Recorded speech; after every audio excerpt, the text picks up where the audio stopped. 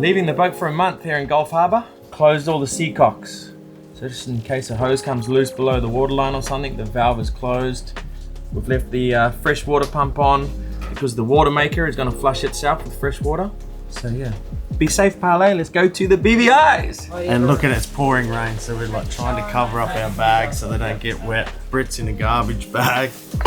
These are the bags that we collaborated with Precision Sails, and a lot of you guys have been asking about it. It is Parlay Revival on one side, Precision Sails on the other, and the pocket here is made out of our old headsail. All right, we're leaving rainy New Zealand for the sunny BVIs. So you might be wondering why we are flying to the British Virgin Islands. Well, we've been invited to attend the sailing festival along with a bunch of other YouTubers, including Sailing Irma, Cruises Academy, We Sail, and even my old captain Glenn is going to be sailing around with us. But in this video today, I'm going to try and tell you everything you should know before buying a hurricane damaged boat. I'll be interviewing industry experts to hear their different points of view, and I'll also share my own experiences with Parlay and even what it cost me to repair her. Watch until the end for my personal summary of whether it's worth buying a hurricane damaged boat through my own experiences. But first, let's meet Bob, the man who owned and named Parlay long before I even had laid eyes on her. Made it to the BVIs. Got Bob and Liz picking us up to go out to Parlay 2. More about that later. Parlay 2? Can't believe I'm standing on the successor. How does it feel? Huge! Look at the space! What? And then you can come over here like this. And then you get this view, you know. So this is Bob. Those of you who've been following for a while will know who Bob is, but if you've just joined us, Bob was the previous owner of my boat, Parlay, and it got wrecked in Hurricane Irma. Irma is now the strongest hurricane to ever plow into the Leeward Island. Look at how huge this storm is as well. A significant storm now, still headed to the BVI. And then he has now bought a new boat, which is this boat, Parlay 2. Where was Parlay when the hurricane hit? All the boats, like 250 boats alone from moorings went to Parake Bay. When Irma came to the leeward side of Tortola and started pushing the boats, we were the last ones to be on top of the pile, so we were the first ones out. And then they drove it into a mangrove. And that's how, you were probably one of the first people here to look for one. Yeah, that's where it's I never came down and never knew you were putting out episodes to about a year later, you know. So Bob's insurance company had deemed Parlay a constructive total loss, along with hundreds of other boats. And my sole objective when flying into the BVIs was to find one that I could eventually repair. What I found when I arrived was absolute devastation beyond my wildest dreams.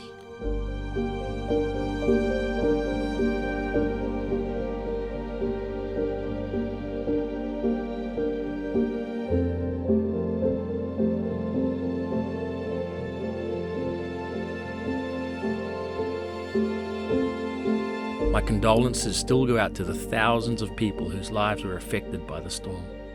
In terms of damaged boats, the place which was most affected was Parake Bay, which was actually regarded as a hurricane hole. But what I found there was far from a safe haven for the boats inside. We're coming up to Parake Bay. So the hurricane came ripping through here, and there was just a massive pile up of catamarans. We'll show you the footage, and monohulls. And this is where it all happened, right here. This was at the end of 2017. I call it the Parake Bay Massacre because the line of boats in there that all went down was unbelievable. This is where Parlay was when the hurricane hit. Crazy to be back here. Yep, this was the first time I'd been back to the BVI since I bought Parlay 6 years ago.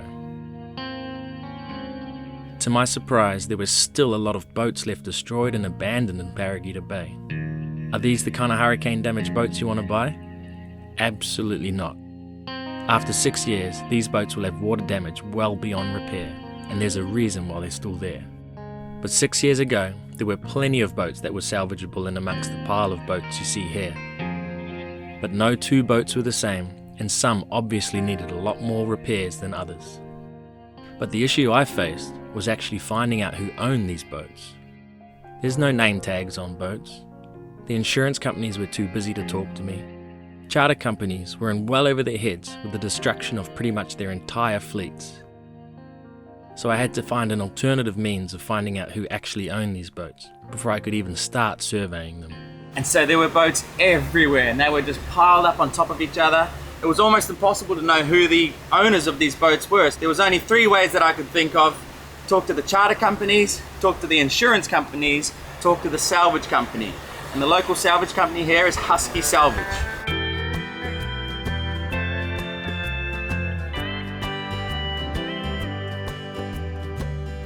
So these are all the Husky Salvage boats. These are the guys I worked with to pay for some of the repairs on Parlay. So I'd fix the boat for 3-4 days a week and then work for these guys the other days, and they would pay me $250 a day to go out and help them. So it helped a lot towards even just living here and food and everything.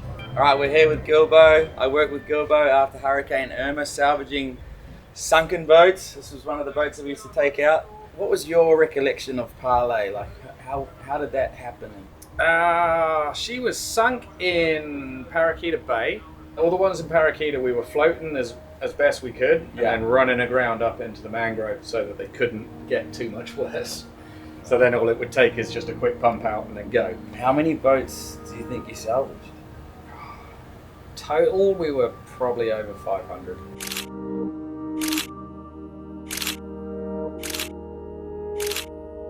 So after working with Husky Salvage and finally getting a link to the insurance companies and the owners of these damaged boats, I bought Parlay off Husky Salvage for $157,000, about a third of what her undamaged value was. But I had no idea how much work I was going to be in for, which seems to be a common theme for anyone who buys a storm-damaged boat. Getting a damaged boat and fixing it up it's an art form. It's not something that anyone can do, and I mean you've done it and you've done really well with it. There are a lot of people who bought boats, did maybe a month of work on them, and then abandoned the project. It's something that is not for everybody. You've got to commit to it, and you've got to have the right boat, and you've got to know what you're looking for when you get the right boat, because a lot of boats are written off for insurance for a reason. And the reason is that it's not worth trying to fix them. Good to catch up with you, man. It's been 6 years. Cheers, Colin. You'll see us pulling in here in another couple of years. Yeah, man. We'll be there with the water cannons. Hopefully not the crash pumps. So where do you find a hurricane-damaged boat? Well, a hurricane, cyclone, and typhoon are all exactly the same thing, just named differently depending on their rotation and where they are in the world. But one of the areas heavily affected is the Caribbean.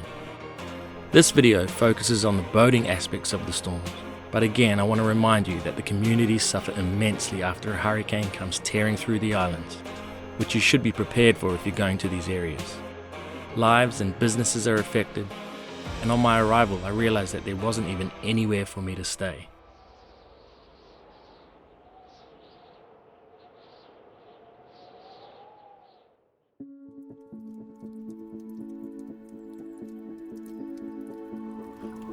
Oh my God. So, this is mind-blowing. This whole side of the marina here, from there all the way down to the back corner there, was wiped out. I think all the boats just dragged the docks literally down into that corner. This place was destroyed. I came here in November, so it was, you know, just weeks after the hurricane, so there was nowhere to stay. I was staying on a hurricane damaged boat right down the bottom corner of this marina, just happened to still be floating, and there's still boats sitting there. This is insane. Now it's all totally rebuilt and there's hundreds of boats in here now. Right there is where Parlay was when I bought it. There was about 8 of us all rafted up together trying to fix our hurricane damaged boat to one day sail out of here. Most of us had big holes in our boats, engines sunken underwater, like it was just an absolute mess. So we got away with it just hanging out there. And from there, I would dinghy across the Hare and I would spend every single evening at Peg Legs Bar. That was a big part of the success of Parlay, was me actually meeting people every single day, getting as much advice as I could about everything. Networking was crucial because it's not like you could just go into a shop and buy anything. I was meeting people that could help with getting engine parts, getting Ray Marine gear, Eldrid, I gotta go find Eldrid. He helped me so much with the fiberglass work. He came on the boat every single day and supervised my work. And if I did anything bad, he would say, rip that off and do it again. I owe so much to Eldrid. I can't wait to see him. Eldrid! Yes, buddy. Nice talking to you. How's it going, man? Did you know we started a YouTube channel after we left here? No, I didn't know that. You were helping me almost every day, coming out there. I was ringing you up. You gave me so much advice. I don't know if you realize how helpful that was. I'm happy to do that any day. Yeah, man. Another one of my crazy stories. He didn't charge me a dime, and he just came out and he was kind of supervising the rebuild. So we've just sailed into New Zealand now. Oh, wow. Yeah. Wow. I was messing a lot of things up, wasn't I? I was doing hot mixes and all of this stuff, and you'd come out and be like, you gotta rip that off, and it was demoralizing at times. You saw how bad Parlay was, but how was it for you watching me take on that project? Were you like, this guy's crazy, or? No, because it's kind of giving me a little bit of myself, because I like challenges. Yeah. You know, I look back at a lot of the projects we did, even like after Irma, I saw a lot of people did that. Some people fail, most people are successful if you're passionate about what you're doing. Yeah. So, you know, I'm glad to see that, you know, you succeed. How many people did you see fail, that weren't successful with the repairs? Two people who did that and just had to walk away. Yeah, right. Yes. Because it was, you know, I can understand people attempting. The boat looks good from 20 feet away. When you look at it, it looks good. But then when you, like you experience it, when you dive into it, then you realize, well, holy mackerel. Yeah. Again, thank you for helping me, because I had no idea how to fiberglass, and you literally walked me through that whole process. You could be a consultant now. Well, thank you so much for helping back in the day. That was 6 years ago now, and we wouldn't be where we are now without that advice. Well, I'm happy to hear this. Yes. No one else was really willing to help or able to help. Everyone was so busy. You were so busy, but you still took 20 minutes, half an hour out of your day to come out to Parlay, anchored in the marina here. It was, I hope you know how grateful I am for that. So the going rate for a fiberglass technician in the BVIs at the time was $75 per hour. And if I had paid someone to do the glasswork that me and my friend Ben did, I would have been broke within weeks. And without the supervision of Eldrid, I could have landed myself in a ton of trouble. I was also having to do all of the fiberglass repairs in the water, because there wasn't any space in the shipyard. But even if there was, I wouldn't have been able to afford it. So this is the shipyard here. This is where I would have loved to bring Parlay and fix it, but it was $220 per day because so many people were trying to get out that they just jacked the price up, and couldn't afford that. It's way too expensive. Plus there was like, it was $220 a day plus this, plus that, plus that, plus that. So it was like crazy amount of money because it was in such high demand. So that's why I had to do all the repairs in the water. Still a few boats here from Irma, right? Yeah. There one nest. That's an Irma. That's an Irma boat. This is an Irma boat. This one here? Yeah, this one here. So we're sitting here with Compton. You took a whole bunch of boats into Parake Bay? Like 250, that area. Really? What we experience is like Afghanistan, Beirut, Iraq, all in one. Just mangled. People of the British Virgin Islands, I have declared a state of emergency. Residents are realising that it could take years to rebuild. The roof came off. And what I saw on the docks, all they did was bring tears. I've never seen anything like that.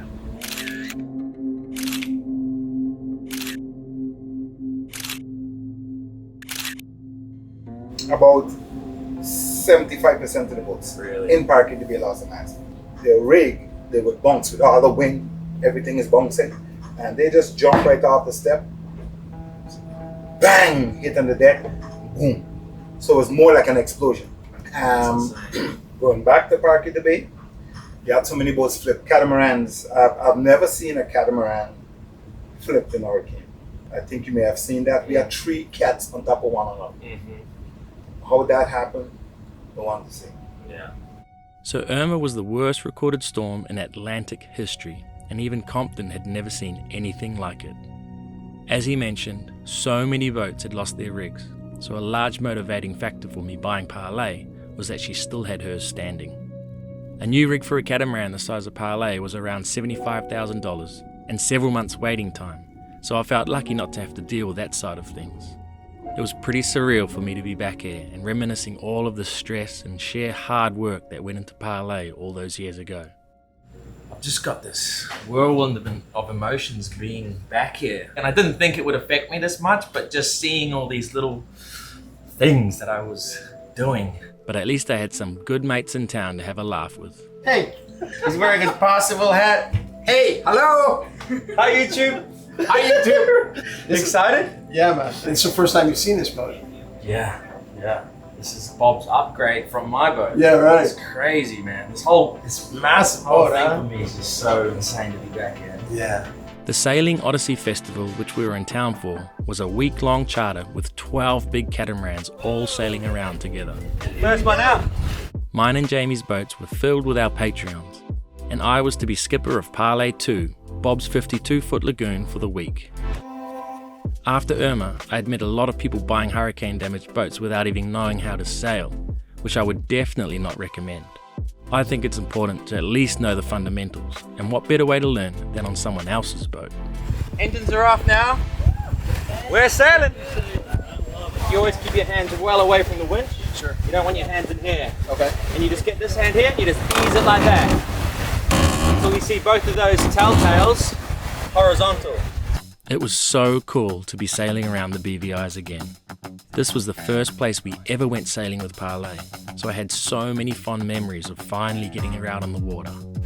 You guys see how this other boat is?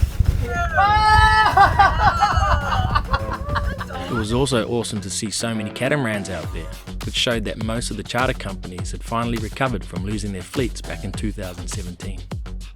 A lot of the bars and restaurants had been restored to their former glory, which was awesome to see, and the BVI seemed to be back in full charter mode, and we were having an absolute blast.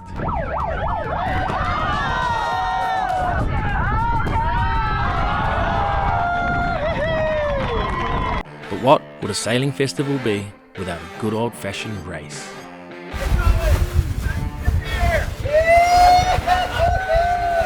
This is our race to win now. Race day is the final day. I'm having a regatta with all the boats. This is unreal.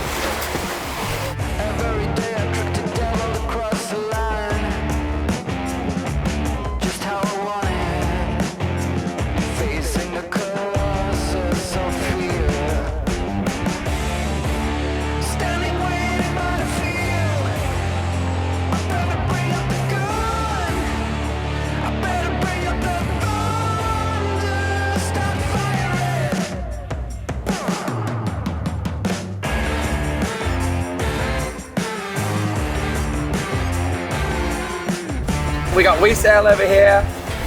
That's Brady in blue. This is who's you sailing. That's Captain Glenn. Spirit Animals jumped in the mix here with their monohull. So cool. It was shocking this summer when Colin called. We were on the boat. Colin called and said he was going to come and do this BVI flotilla, and my boat was listed. I didn't know anything about it. So for it to all come together, you guys flying in from New Zealand just after you got home, can't appreciate it enough. It's like a dream come true for me. It's really cool. I never imagined I'd be on Parlay 2. What a great opportunity and a great festival to do this with. It's been a great time. Fun people. Look at us, we're racing in the BVIs on Parlay 2. This is so cool. We've just gone wing on wing with our jib and our main. And everyone's got to keep that tack, so we're just cutting straight towards the finish line here.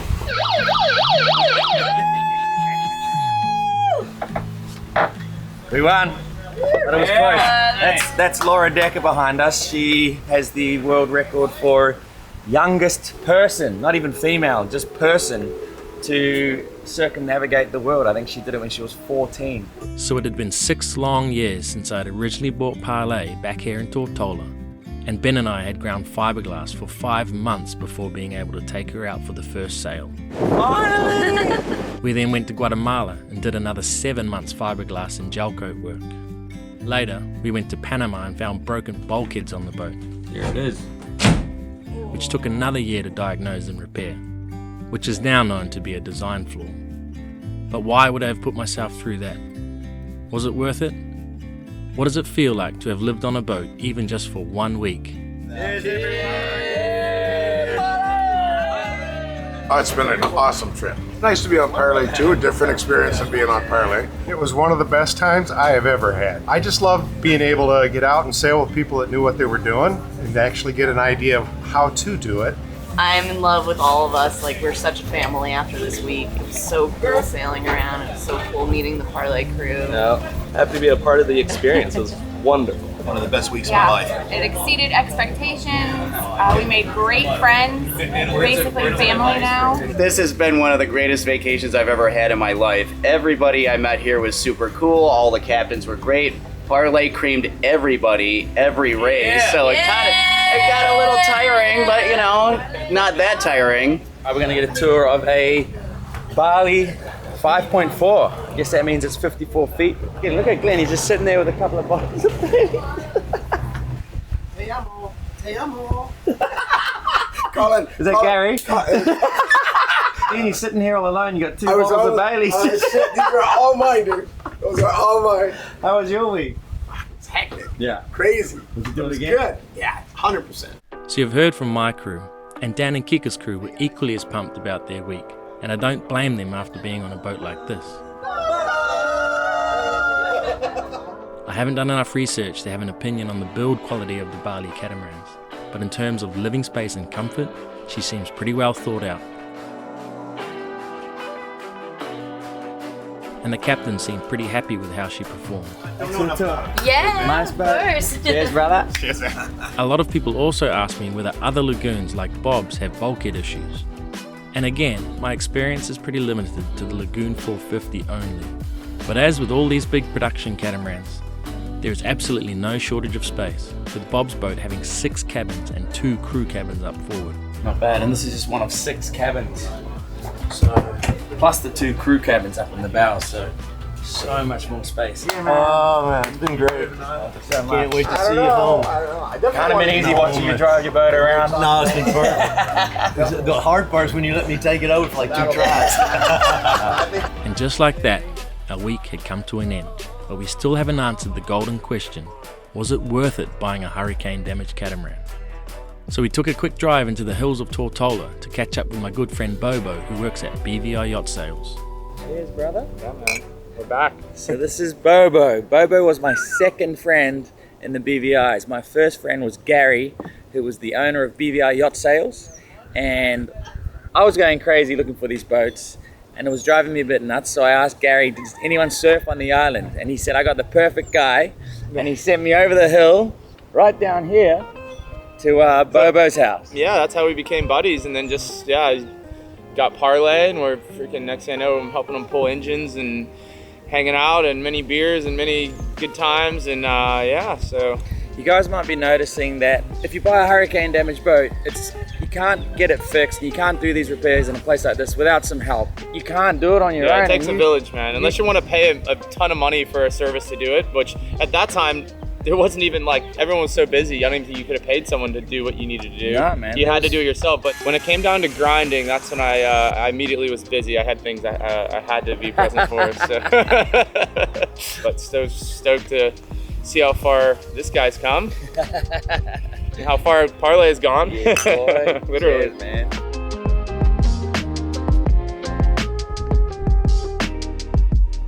Did you find many people being dishonest about the fact that their boats were hurricane damaged and trying to resell them?